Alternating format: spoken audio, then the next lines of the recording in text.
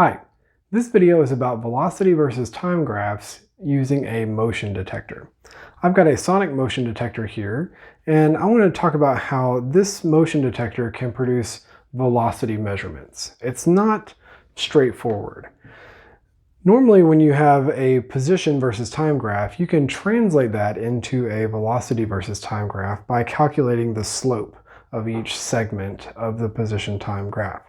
So here we have an object that's moving relatively slowly, and then fast, and then at rest. And if you find the slope, you're really finding the change in the position of the object, the change in x,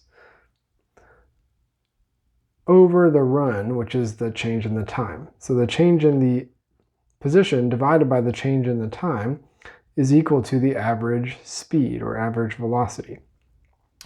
So by looking at this graph, I know at the beginning here, it's moving relatively slow at a constant speed. Then it speeds up real quick, and then it drops down to 0 speed at the end.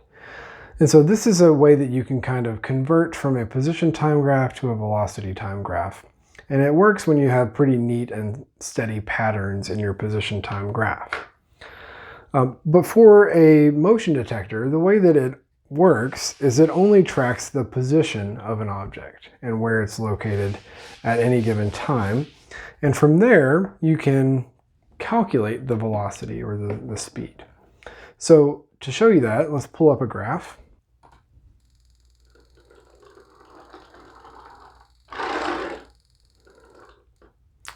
All right, so I've got a basic graph here where we have a slowly changing position and then a quickly changing position back to its original starting place. Now from this graph, you can calculate the velocity versus time. Now the way that this program does it is it doesn't take the whole line and find the slope of the line. You could do that by hitting statistics here or view statistics and get the slope of the line. However, what it does here is it just calculates the velocity by finding the slope between each data point. And that works most of the time.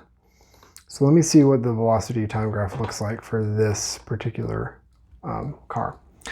And when I look at it now, I see that I do have a positive low velocity at the beginning, and then it switches to a high negative velocity. You'll notice it looks a little bit bumpier than the position time graph, and this is to be expected because the position data is not entirely reliable. There are bumps and fluctuations that come from all kinds of complications, like the reflecting surface isn't hard and smooth all the time, so it bounces waves back at slightly different angles and times. There can be noise from the environment or dust in the air even, or sometimes just the temperature of the room can fluctuate, and that can affect the position of the position measurement that the sensor receives. So therefore, any fluctuations that are in the position time graph get amplified in the velocity time graph. So when you see these bumps in the velocity time graph, just know that it's not something that's accurately reflecting the velocity of the car. It's really just the equipment itself is limited in getting a accurate velocity reading. However, if you do find the average of this velocity over here by clicking the statistics and getting the mean, it will tell you a pretty good indication of how fast the car was traveling at these different points.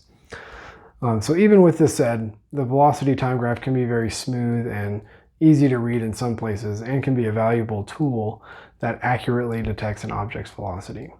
So that's all I've got for you in this video. Remember, how you do anything is how you do everything.